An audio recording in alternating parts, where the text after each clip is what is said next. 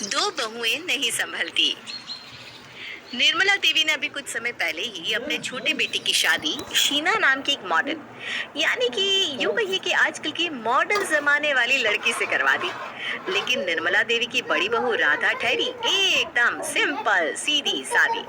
अब दोनों देवरानी जेठानी का सिंपल और मॉडर्न अवतार जब आपस में टकराता है तो देखते हैं घर में आए दिन क्या भूचाल आता है। आ गई मैडम जी अपने बिस्तर से निकलकर। वैसे इतनी जल्दी आने की क्या जरूरत थी? सबके लिए नाश्ता तो मैंने बना ही दिया है। थोड़ी देर और मत आती तो मैं तुम्हारा नाश्ता तुम्हारे कमरे में ही ले आती। बेफिजूल में तुमने कष्ट किया। कोई बात नहीं दीदी, अब आपको इतना परेशान करना भी तो अच्छा नहीं लगता। आपको मेरे कमरे में नाश्ता लाने की कोई जरूरत नहीं है। नाश्ता तो मैं सबके साथ ही कर लूंगी। देखो तो जरा, थोड़ी सी भी शर्म हो इसके अंदर। यहाँ मैं सुबह जल्दी उठकर घर की सफाई करके नहा धोकर अकेले सबके लिए नाश्ता बना रही हूँ, और ये मैडम जी अब नीचे उतर कर आ रही है और फालतू की बकवास भी कर रही है। मायका नहीं है, ये तुम्हारा ससुराल है, ससुराल। यहाँ घर की छोटी बहू की तरह कायदे से रहना होगा। कल सुबह तुम भी मेरे साथ जल्दी उठोगी और मेरे साथ घर का सारा काम करवाओगी। अच्छा ठीक है देखूंगी। ये बताइए आज आपने नाश्ते में क्या बनाया है? बहुत दिनों से नाश्ते में आलू की सब्जी और पूरी नहीं बनी थी तो वही बनाई है। ओह माय गॉड, सुबह सुबह इतना ऑयली खाना। कम से कम ब्रेकफास्ट तो कुछ हेल्दी बना लेती आप, जिसमें थोड़ा प्रोटीन होता, थोड़े कार्ब्स होते और थोड़ा हेल्दी फैट होता। आपने तो ये पूरा ही अनहेल्दी फैट का भंडार बना दिया। मैं बिल्कुल नहीं खाऊंगी इसे।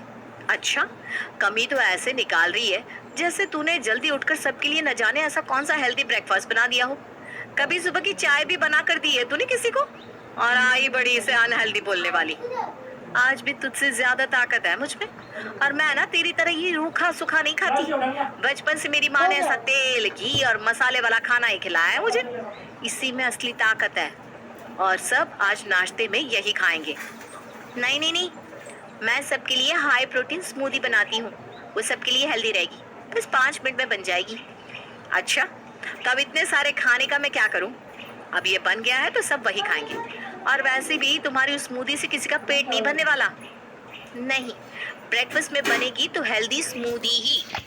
मैंने बोला ना, मैंने आलू पूरी बनाई है तो सब वही खाएंगे। हर रोज किसी न किसी बात पर दोनों देवरानी जेठानी की लड़ाई होती ही थी।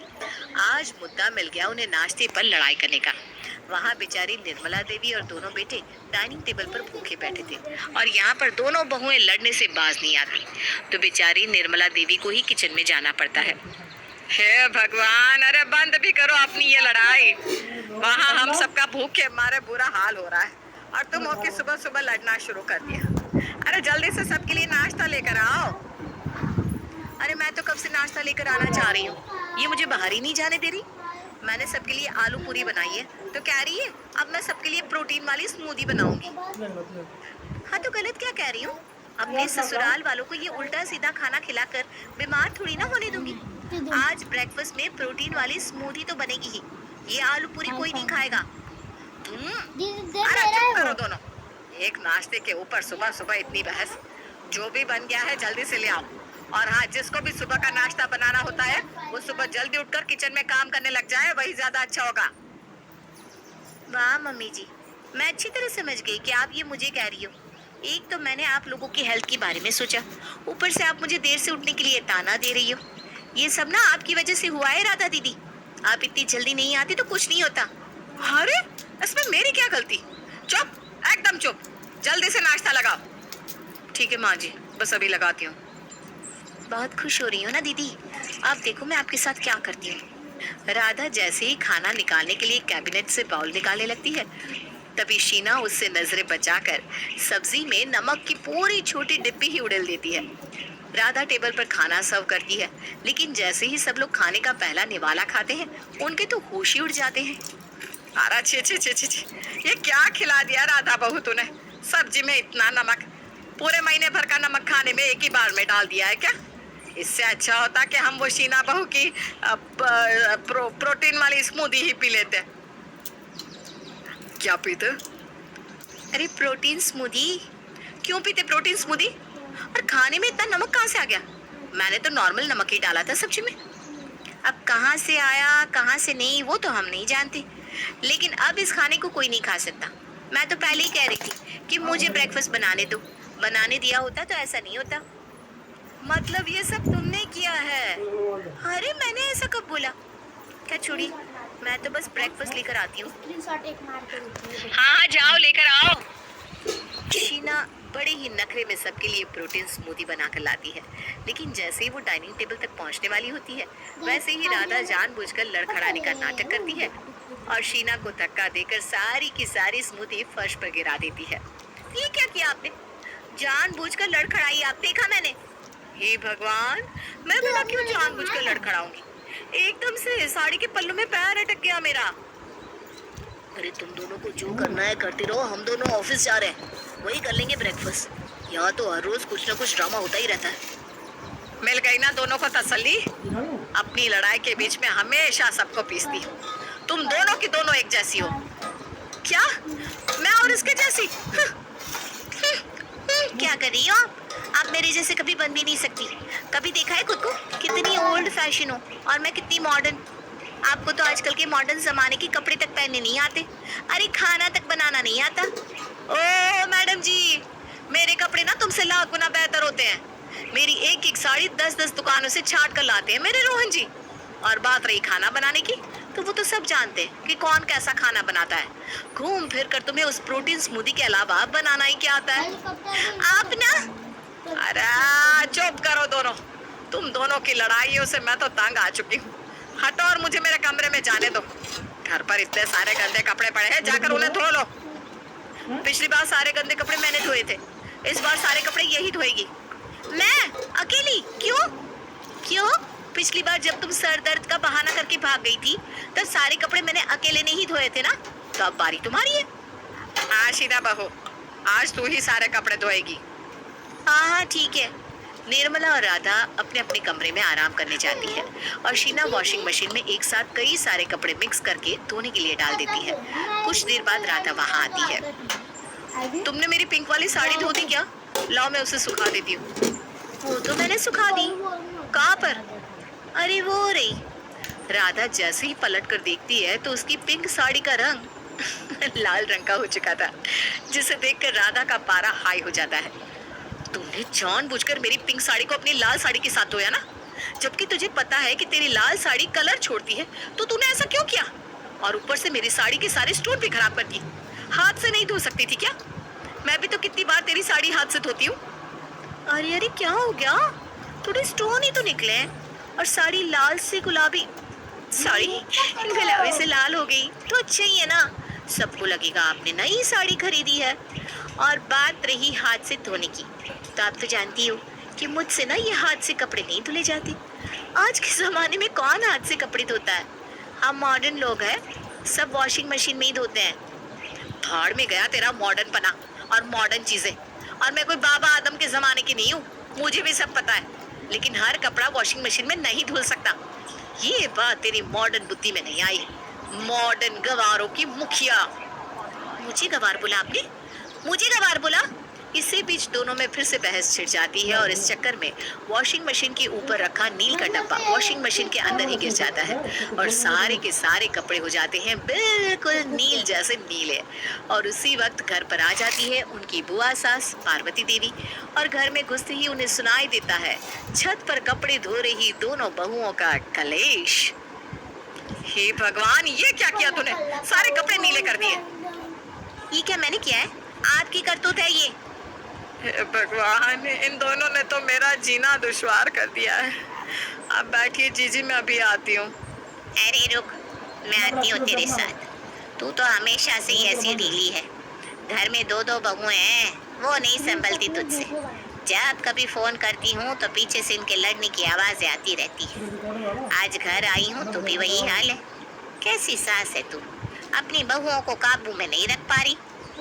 आपकी कोई बहू नहीं है ना जीजी, इसलिए आपको कहने में बड़ा आसान लग रहा है। जरा एक बार बहुओं की सास बनकर तो देखो, तब समझ में आएगा।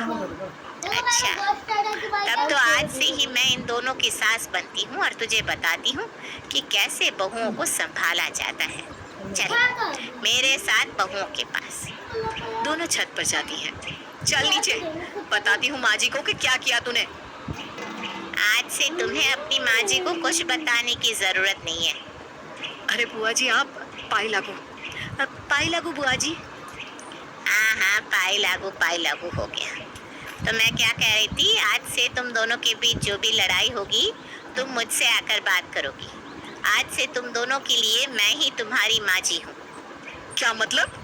क्या मतलब? मतलब तो बेटा कुछ नहीं, तुम्हारी बुआ सास को मुझे बहुओं की सास बनकर दिखाना है, तो कुछ दिनों के लिए इन्हें ही अपनी सास मान लो। अब देखना मैं इन्हें कैसे संभालती हूँ, 2 दिन में सीधी हो जाएंगी दोनों। पार्वती देवी चली तो है दोनों देवरानी जेठानी को सीधी करने, लेकिन वो नहीं जानती कि इन दोनों को सीधी करते करते उनकी खुद की कमर टेढ़ी होने वाली है। अगले दिन देखो तो कैसे मुझसे दोपहर का खाना बनाकर मजे से टीवी सीरियल देख रही है। इन्हें चैन से बैठे हुए देख कर ना मुझे चैन नहीं आ रहा। अभी बताती हूँ इन्हें। दीदी लाओ, अब रिमोट मुझे दो, मेरे सीरियल का टाइम हो रहा है। कौन सा सीरियल?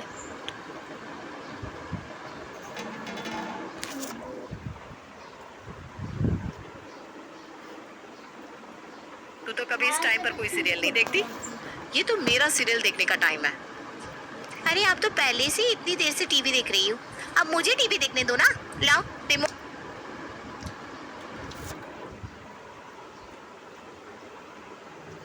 दो। बिल्कुल नहीं दूंगी, मैं अपना सीरियल देखूंगी, तू बाद में देखना टीवी। नहीं, मैं अभी देखूंगी। टीवी सीरियल के ऊपर दोनों में फिर से घमासान शुरू हो जाता है।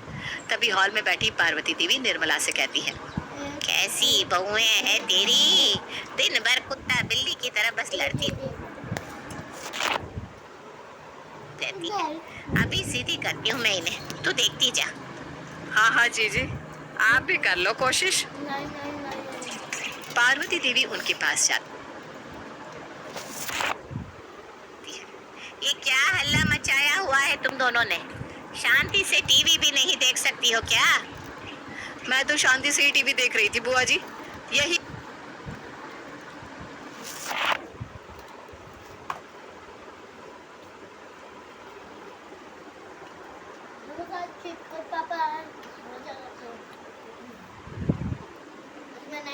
बीच में अपनी टांग अड़ाने आई है। क्या कहा? मैं बीच में टांग अड़ाने आई हूँ? मैं तो अच्छा भला अपना सीरियल देखने आई थी। जब से खुद टीवी देख रही हो, घर में टीवी देखने